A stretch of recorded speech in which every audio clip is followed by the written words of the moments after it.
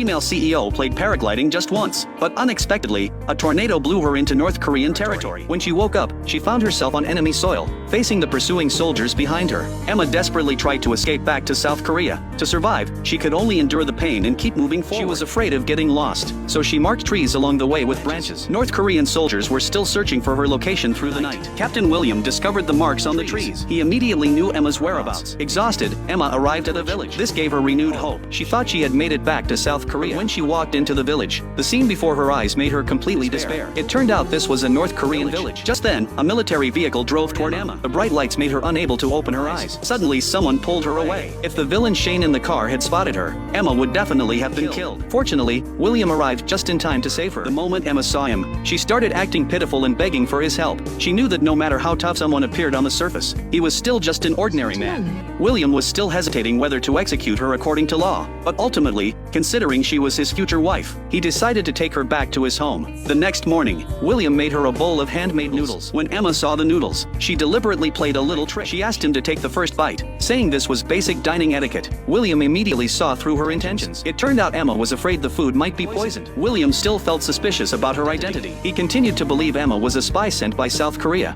Emma had no choice but to tell him her real identity. She said she was the daughter of a wealthy family, and also the CEO of a publicly traded clothing company. As long as you can safely get me back to South Korea, I'll make sure you never have to worry about money again. But William wasn't interested in this offer. Just then, William's subordinate John excitedly reported to him that Korean woman from last night was already dead. But when he turned around and saw Emma, he froze in shock. Emma immediately recognized that John was the one who shot at her last night. John was also surprised. This spy was actually hiding in the captain's house. While William was troubled by this situation, unexpectedly, all the squad members showed up. Seeing that Emma was still alive, they were all very surprised. Emma immediately took charge like a commander. She told them to take her back to where she originally landed. After that, she would figure out a way to leave. John said once you hit the barbed wire and get electrocuted to death, you'll know just how powerful high-voltage electricity is. It turned out that yesterday's tornado had caused the generator to malfunction, so the high-voltage wires weren't electrified. That's how Emma had luckily escaped disaster. Now it had been fixed. This method couldn't be used anymore. Finally, everyone unanimously decided to let Emma smuggle back to her country by sea route.